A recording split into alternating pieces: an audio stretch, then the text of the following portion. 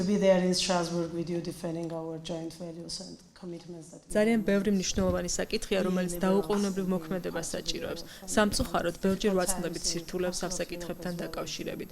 ლიბერალიზმი და უსაფრთხოება იმ გამოწვევებს შორისაა, რომელიც მსოფლიოს წინაშე დგას. ბევრი რამ შეიძლება გამართლდეს უსაფრთხოების არგუმენტით. უსაფრთხოებისთვის, კიდევ უფრო მეტად უსაფრთხო გარემოში არსებობისთვის, სადაც ჩვენ უნდა შევწიროთ თავისუფლებები და უფლებები, რისთვისაც მსოფლიო საუკუნეებია იბრძვის. რჩება შთაბეჭდილება თითქოს ტერორიზმი, საფრთხეები, ტერორისტული აქტები, მსოფლიოში მიმდინარეობები და ყველა ეს პრობლემა, რაც ევროპისა და მსოფლიოს წინაშე დგას, გასამართლებელი მიზეზებია. ვფიქრობ, სწორედ აქ არის შეცდომა. და ჩვენ დღეს ამას შევეგუებით. ვეღარ შევხვდეთ შეჩერებას და ზღვარის გავლებას, შესაბამისად ვეღარ გავამართლებთ ამ მსხვერპლს. ის რაც ხდება დღეს ევროპაში, პოლიტიკა, რომელსაც რუსეთი ატარებს, არის ერთ-ერთი ყველაზე სასტიკი პასუხი იმ ყველაფერზე, რასაც ჩვენ ვაფასებთ, რასაც ვიდეგით და რისთვისაც ვიბრძოდით მეორე მსოფლიო ომის შემდეგ.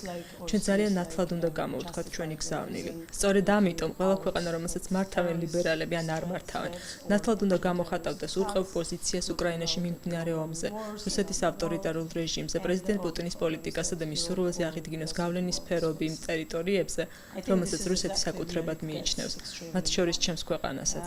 ერთადერთი ნათელი პასუხი ამ ყველაფერზე იქნება პოლიტიკური რეაგირება და პოზიტიური დღის წესრიგი ამ ქვეყნებისთვის, როდესაც მსოფლიო იქნება მზად მიგვიყვეს ჩვენ, უკრაინა და მოლდოვა.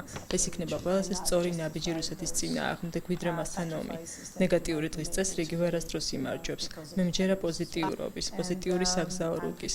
მე მჯერა, რომ ლიბერალების მიერ სწორედ ასეთი ნაბიჯები იქნება გადადგმული საქართველოს, უკრაინისა და მოლდოვას მიმართულებით, რათა ჩვენ ამ გამოწვევებს გავუმკლავდეთ.